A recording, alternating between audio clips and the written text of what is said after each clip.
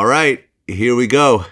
We have the artist formerly known as Napoleon of the Outlaws, who we've interviewed a few times before. Here to join us, actually live from Saudi Arabia. Yes. What's up, Vlad? It's a pleasure to be back on your show, bro. Of course, man, we go back. For sure. And you looking young and every time I see you, bro.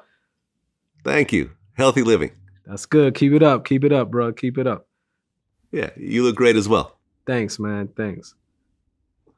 Well, number one, how is Saudi Arabia dealing with coronavirus and the pandemic that's happening worldwide? Well, Saudi, they actually was one of the first countries that stopped international and domestic traveling, domestic flights, domestic traveling from city to the next city. So they did a great job. You know what I mean? Anything to do with the COVID-19, the government, took care of it. So, they didn't differentiate between a citizen or a non-citizen, even illegals. There was people here in Saudi Arabia who was illegal, and the king said, we still going to cover any medical fees that they have. You know what I mean? So they did an amazing job, definitely. That's dope, man. That's great to see someone doing a better job in the U.S. right now. Yeah, bro. I don't think too many. I don't think America got too many countries beat with this, unfortunately. You know what I mean? Yeah, it's sad. Though. We're the worst right now. We're the absolute worst when it comes to the virus spreading. Yeah. So how long have you been living in Saudi Arabia now? I've been in Saudi Arabia for 10 years. For 10 years, buddy. But every summer I'm back in LA.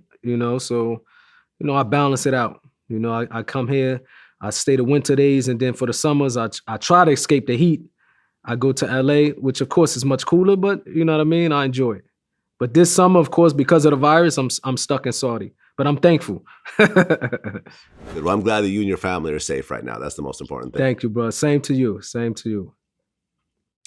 Well, I want to get back into your whole story again. So in one of our interviews, we went through the really tragic story about how some men came into your house and killed both of your parents. Yes. So I want to pick up from that moment and in terms of what happened to your life after that, because now here you are with your brothers. You have a sister also, right? Nah, just brothers. No sisters. Brothers. So, yes. Okay, sorry about that. So here you are with your brothers and you guys are without parents. Yeah. So what happened to the family, to you and your siblings after that? So after the death of my parents, me and my brothers, man, we was blessed enough to have my grandparents on both sides, ready to take us in. But we moved with my father's parents in Irvington, New Jersey. And, they did the best, according to their ability of what they had to raise me and my brothers and my cousins. You know what I mean? But eventually we got caught up in the streets, you know what I mean? So my grandmother, I grew up in a house where it was not only just my brothers, but it was other relatives, it was cousins, it was aunties, it was uncles. My grandmother didn't turn no one around, you know what I mean, away. You know what I mean? So we had so many people living with us, which I enjoyed it growing up.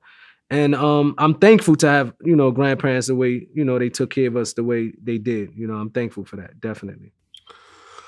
Okay, but you started getting caught up in the streets, and at one point you started selling crack. Yes. I started, my brothers and my cousins, they started before me.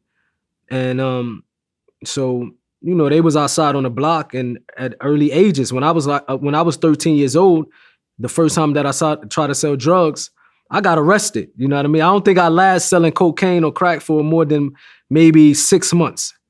You know what I mean? So I was on a block one day. No older than 14 years old. I would say 13 to be exact. So I was on a block one day, and back then we used to sell crack vials. The cocaine and the vials. So the police came, they pulled up, and I tried to run into the store, and I took the drugs from out of my pocket, and I threw it into the refrigerator or the freezer with the ice cream and stuff that they had in the corner store. And I walked back outside, and I was arrogant because I felt like I just outsmarted the police. So they seen me run into the store, so they knew I was up to something, you know what I mean? So they pushed me, they started checking me, and I didn't know that one of the crack vials slipped into my pocket. So they arrested me, you know what I mean? But I was so young, like I said, I was only 13 years old. They took me to the station, smacked me up a couple times, called my grandmother, and took me home. But from that day then, I was like, you know what? I'm gonna try to figure something else out to get up out of the hood. I want to do something different. That's when I started writing poetry, started writing raps, you know? Well, along with getting in the streets, you actually got kicked out of school. You were considered one of the worst students in that school, right? Yes, that's high school. In high school, you know, we got a new principal that came in. And before her, we had a principal. He was, man, this dude was cool. He was Italian. You know what I mean? I forget his name, but he was like, he was too cool to the point that if the students want to lie and say we came from his office, he would take up for us. You know what I mean? But he was a cool dude. And eventually they got rid of him. And they brought in a principal African American lady who was tough. And she called me to her office and she was like, man, I asked for the names of the worst kids, the top 10 or top 20 or maybe 100 or whatever kids in the school, and your name was at the top 10. And she was like, if you mess up one more time, we kicking you out. I didn't take her serious. You know what I mean? I thought she was like the prior principal. You know, we can do whatever we want. I joked around, made some more mistakes, and she kicked me out. But at that same time that she kicked me out of school, I already knew Pac. So I had to make a decision to go to night school or try to pursue my career in the music industry.